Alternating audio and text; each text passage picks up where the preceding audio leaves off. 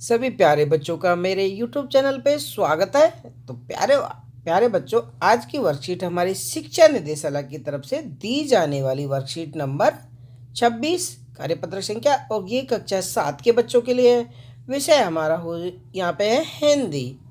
और यहाँ पे सभी बच्चे अपना नाम रखें, यहाँ पे अपने कक्षा अध्यापक का नाम रखें। आज की तारीख हमारी 24/12/2020 और दिन हमारा गुरुवार का। तो सभी प्यारे बच्चे ध्यान दें, ये वर्कशीट बेहद आसान है, तो आप सब अच्छे से इस वीडियो को अंत तक देकर अच्छे से इस पाठ को समझने का प्रयास करें। तो पिछली जो वर्कशीट हमारी आई थी 25 वर्कशीट, तो उसमें भी हमने जो गांधी जी वो आश्रम है भाई, कलकत्ता कोल अहमदाबाद वाला, सॉरी, तो उसी आश्रम की यहाँ पे बातें हो रही है। तो ये उसका पार्ट 2 है। प्यारे बच्चों, आश्रम का अनुमानित व्यय जो हमारा पार्ट है, तो उसी की चर्चा हम इस वर्कशीट में करेंगे कि गांधी जी ने दक्षिण अफ्रीका से लौटकर अहमदाबाद में आश्रम में बनाने के लिए कुछ अनुमान उन्होंने लगाए थे, तो उनका विवरण स्वयं इस पाठ में किया गया। तो आश्रम के लिए आवश्यक छोटी से छोटी चीज़ का उन्होंने ध्यान रखा। आइए इस पाठ से इस गद्यांश को पढ़कर प्रश्नों के उत्तर देकर हम जाने कि हमने क्या सीखा। ओके बच्चों, और प्यारे बच्चों, अगर आप मेरे यूट्यूब चैनल पे नए तो सबसे पहले यूट्यूब चैनल को भी सब्सक्राइब करें, बेल आइकन को भी जरूर दबाएं। ठीक है, तो आगे आगे गांधी जी हमें बता रहे कि कैसे उन्होंने जो पिछली वर्कशीट में हमने जाना कि कैसे कोई नए अतिथि आए तो उनके लिए रहने के लिए अलग अलग व्यवस्था हो, और जो फैमिली के साथ आए उनके लिए अलग रसोई घर हो, अलग ही रहने सहने की व्यवस्था हो। सारी चीज़ों की व्यवस्था उन्होंने जब आश्रम की स्थापना की तो उससे पहले सब अपने दिमाग में सोचा। अब आगे क्या कहते हैं कि मेरे अनुमान से इन सब पर कुल 5 रुपये का क्या आएगा। उस समय के ये 5 रुपये बड़ा बहुत ज़्यादा होते थे। ठीक है, जब अंग्रेजों का शासन था तो उस टाइम ये भाई, ये जो ये बात है तो आपकी बात है 19वीं शताब्दी की, 1917 के आसपास की ये बातें हैं। तो कुल रुपये का खर्चा आएगा कि 5 रुपये का खर्चा यहाँ पे बता रहे हैं। रसोई के लिए आवश्यक सामान के लिए 150 रुपये का खर्चा आएगा। कितने का आएगा बेटा? 150, मतलब 150 रुपये का खर्चा है। स्टेशन दूर होगा तो सामान को या मेहमानों को लाने के लिए बैलगाड़ी की व्यवस्था हो जाएगी।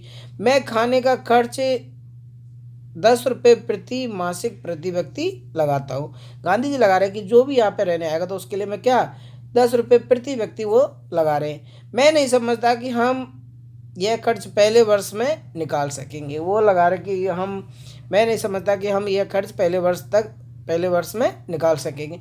वर्ष में औसतन 50 लोगों का खर्चा 6,000 रुपये आ जाएगा। भाई 50 लोगों का खर्चा कितना आ जाएगा? लगभग 6,000 रुपये का वो अनुमान लगा रहे हैं। मुझे मालूम है, अब गांधी जी क्या सोचते हैं, मुझे मालूम है प्रमुख लोगों की इच्छा यह है कि अहमदाबाद में यह प्रयोग 1 वर्ष तक किया जाएगा। जो प्रमुख लोग उनके सदस्य थे तो वो सोच रहे कि अहमदाबाद में ये प्रयोग हम क्या कितने वर्ष से 1 वर्ष के लिए करके देखते हैं। यदि ऐसा होता है अहमदाबाद का ऊपर बताया गया खर्च सबको उठाना चाहिए। भाई जो उससे ऊपर खर्च आएगा वो क्या है?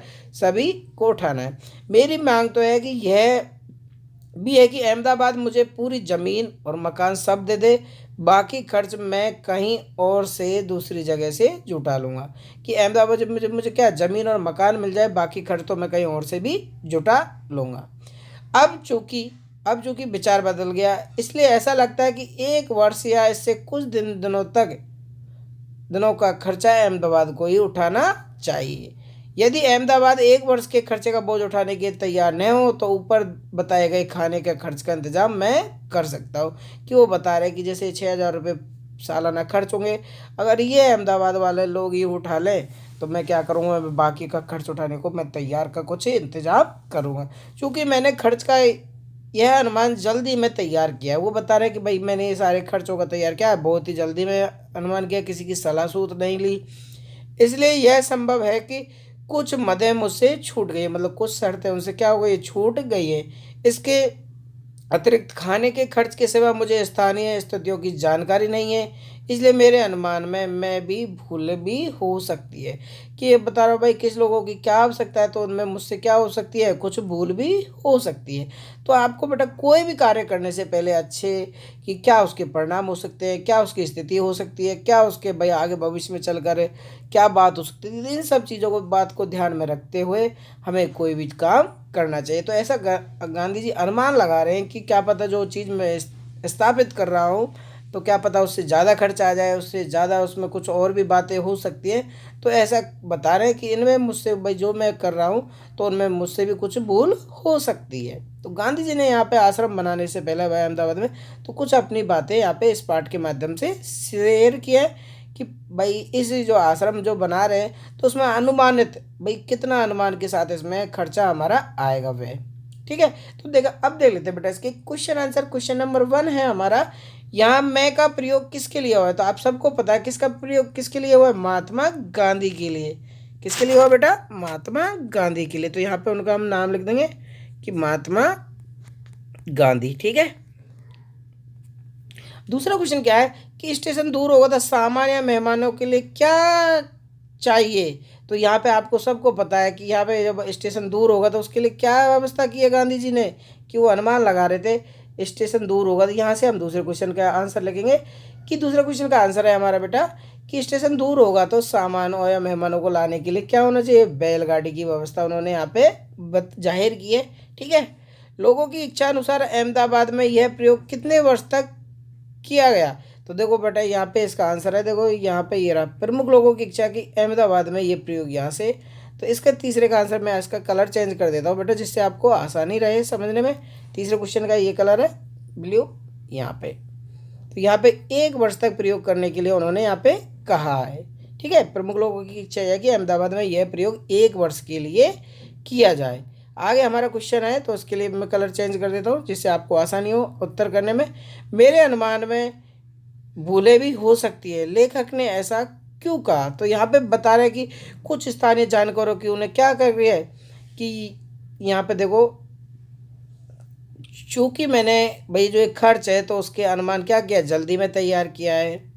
ठीक है, तो और इसलिए यह संभव है कि कुछ मदे मतलब कुछ बातें उनसे छूट गई हो भाई और क्या क्या चाहिए।